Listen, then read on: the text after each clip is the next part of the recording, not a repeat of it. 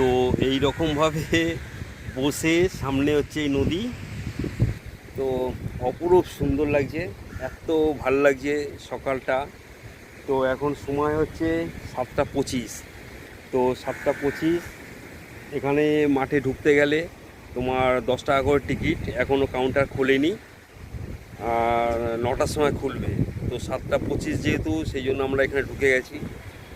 তো এখানে টিকিট কাউন্টারে কেউ নেই, টিকিট কাউন্টার বন্ধ দেখালাম।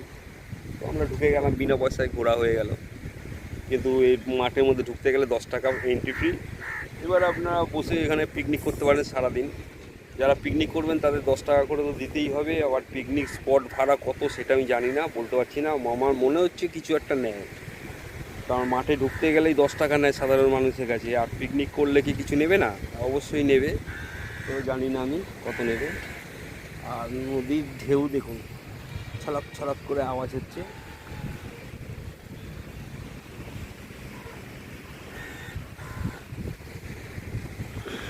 তো একদিনের জন্য ডায়মন্ড হারবার পিকনিক স্পট খুবই ভালো।